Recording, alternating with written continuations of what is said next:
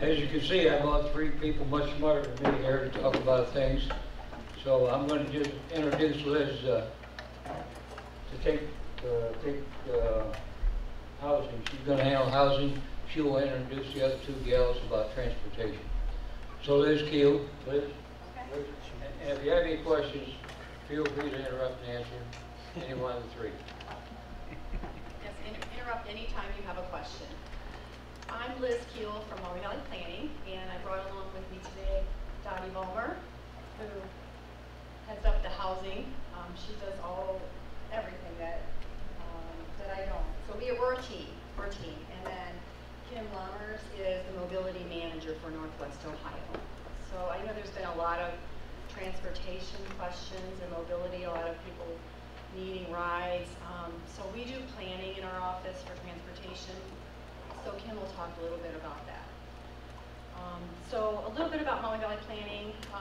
Is everybody aware of Maumee Valley Planning? We serve all 5 counties in Northwest Ohio. We have an office of, I think, 12 personnel in our office. We all do different things.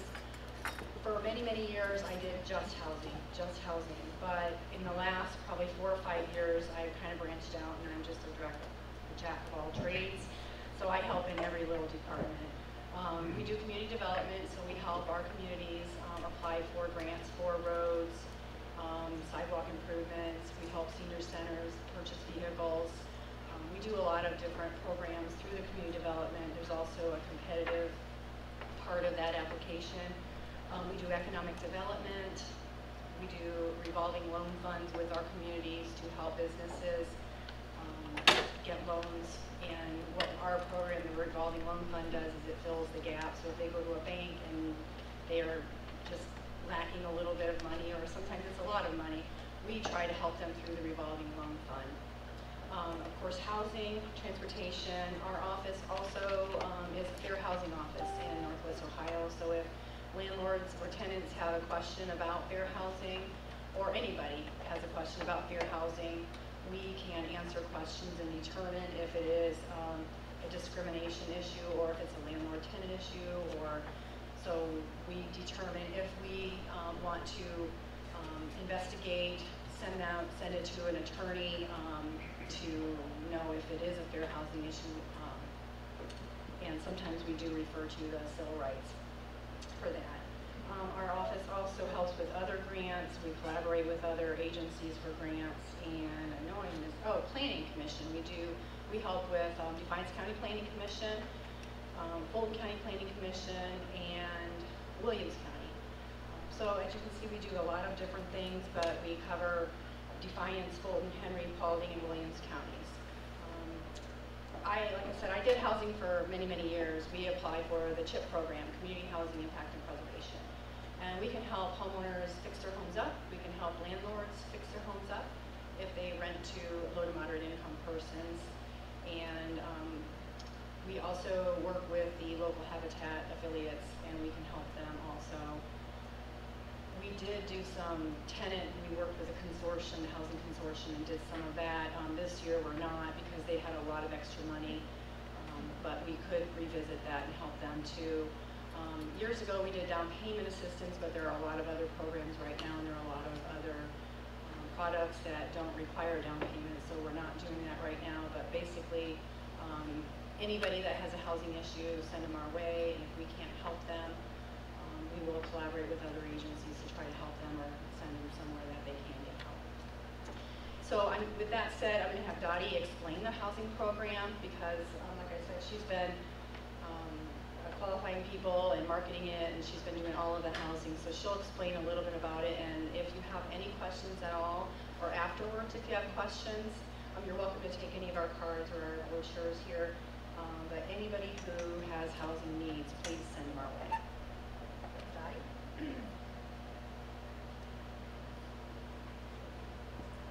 Good afternoon, everybody. I don't thank you for inviting us.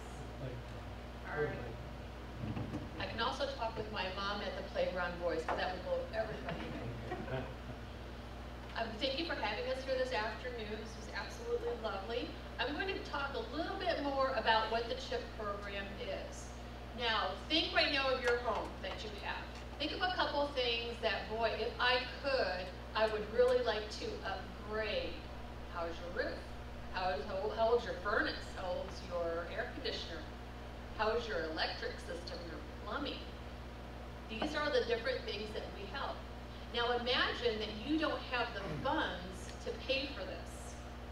So you let it go, and you let it go, and you let it go. This is where the CHIP program jumps in. We help people once they income qualify to get all these little systems in their home fixed up. We can upgrade their electrical, and we've seen fuse boxes, people where they have to like move things around to get it to work. We've done plumbing, we've done foundation work, we've done roofs, furnaces, air conditioning. We've done accessibility for older people so they can stay in their homes longer. This is what the CHIP program does. Within the CHIP program, we have two separate smaller programs. We have a home repair and we have a home rehab. With the home repair, what we can do is fix one or two items. So it could be a roof. It could be putting in that new furnace and air conditioning. It could be some accessibility. It could be some plumbing. Two things. And with that, we use a grant. Using a grant means that homeowner who income qualifies does not have to pay anything for this repair. This is a godsend to those folks that just don't have the money and they just need one or two things done. A second program that we also have is our home rehabilitation. This one is next level. What we do is we take the issues the homeowner is having. We go in, do their inspection as we would with our home repair. We upgrade all the systems in the home. New electrical, new plumbing if it's needed, new furnace, new air conditioner, new roof, whatever is needed to bring that home up to Ohio State codes, that is done. And you're probably thinking to yourself, well, that's gotta be expensive. And you're right. The average for these home rehabs is about $41,000. That is pre-COVID, before all of our building, all the building costs skyrocketed. It was about $41,000 to fix these homes up, average. So you're thinking, what kind of grant pays for this?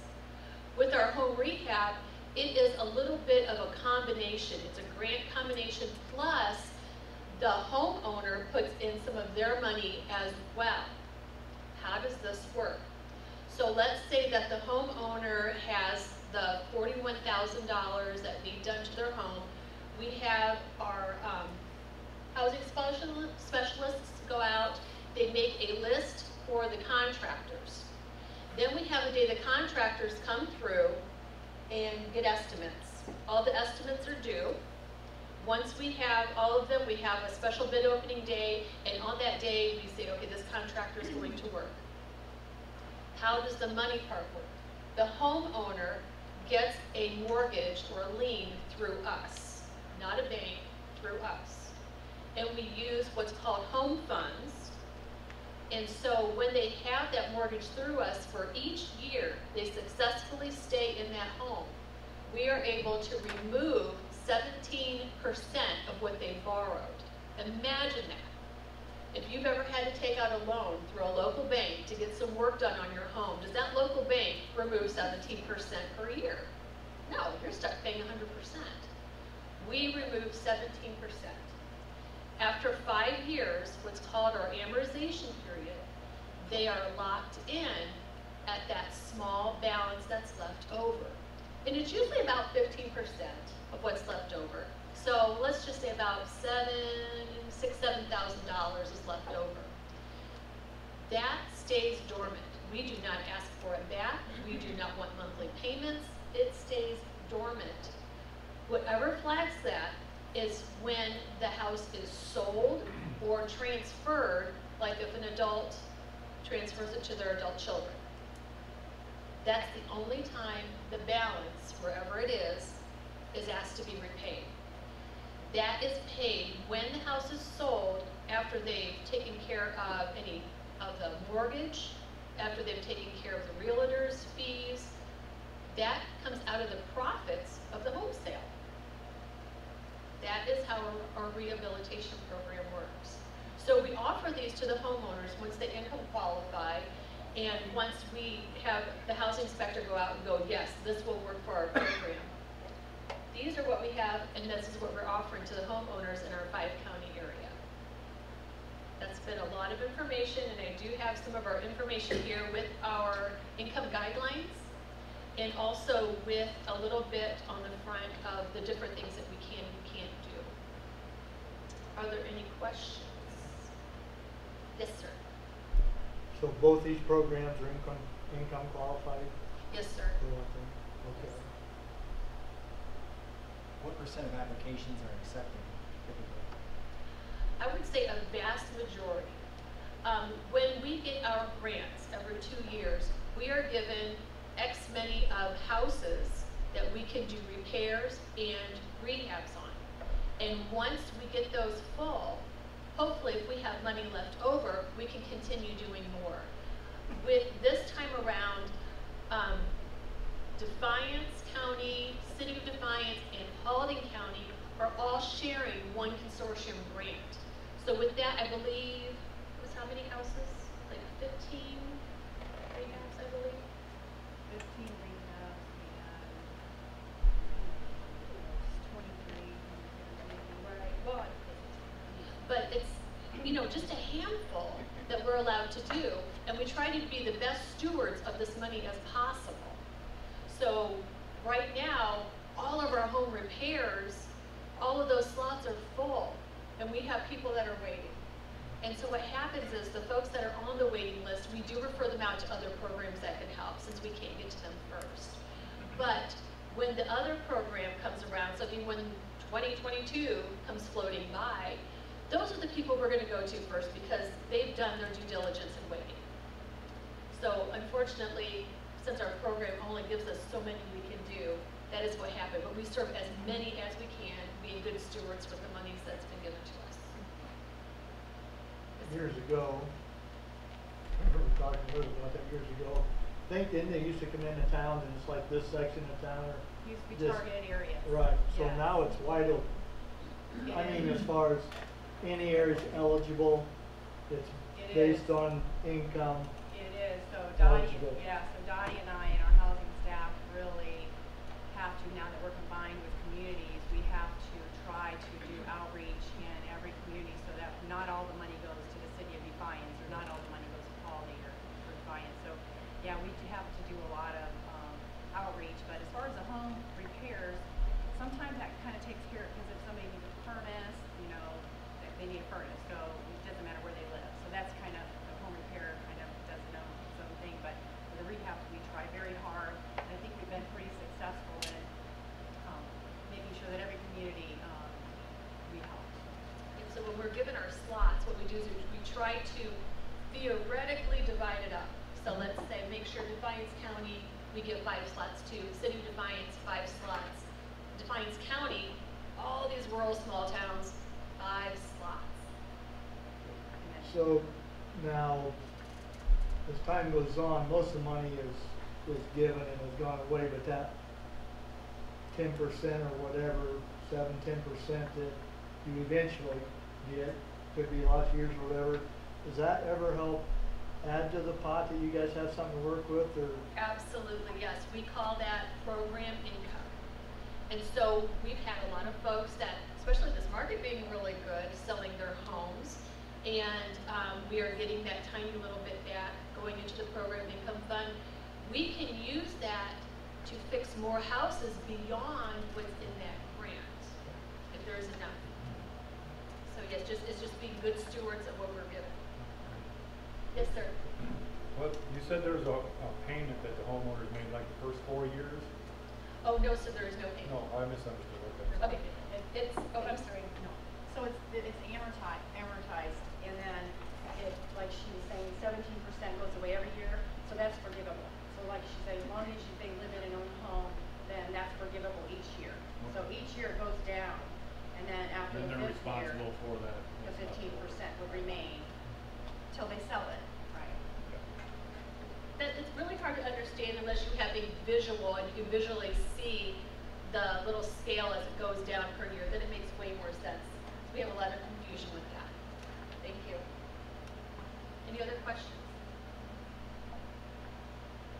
Okay. We will have our paperwork here, and as always, our phone numbers are plastered all over. We also have our cards. Give us a call if you have any questions or any homeowners that you know that could use our program. Thank you.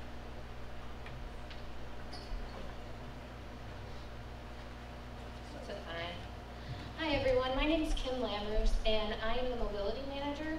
And right now I'm serving Defiance, Fulton, Henry, and Williams counties.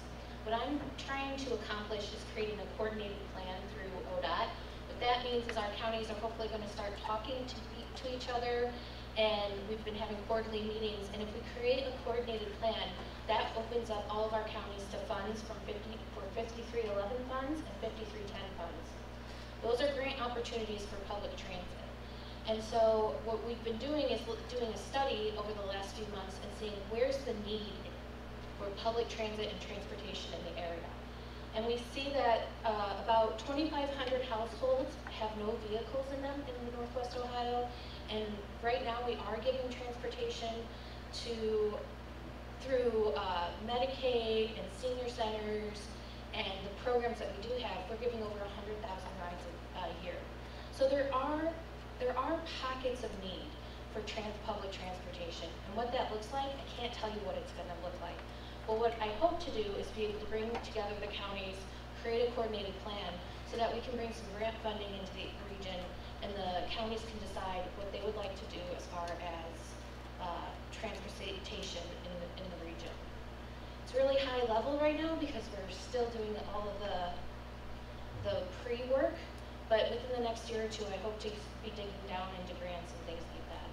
So, if you're interested, I do have a website. It's nwomobility.com. I do have my business card down there. If you're interested, I have a newsletter for what we're doing every month and things that we're working on. If you have any ideas or suggestions of other counties or regions that have public transportation, things that are working well, I'm more than happy to hear what your thoughts are. So, any questions for transportation? Yes? I'd like to hear, maybe it's been far enough along to get some ideas on what Transportation. might work and what you might be trying to do with that. Sure. Well, we just finished our study. I found that the 4 counties have 184 vehicles in them.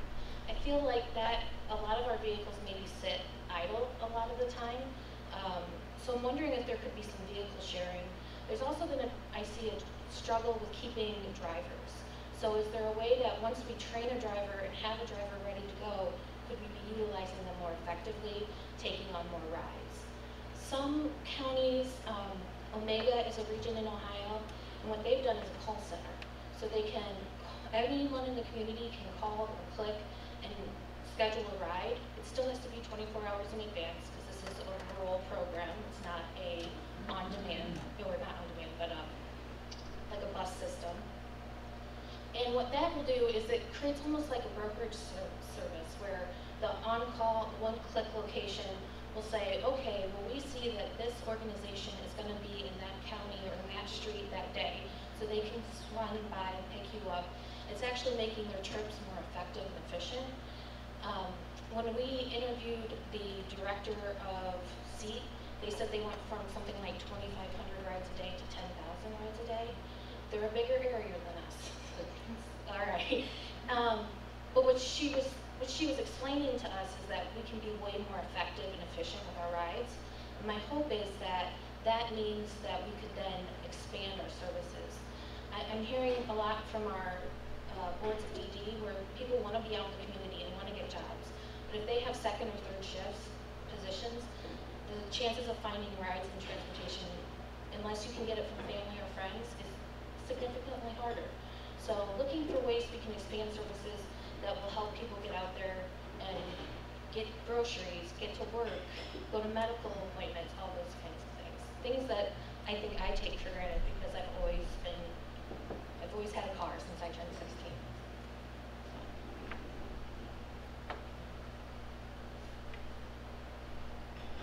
Okay, thank you all.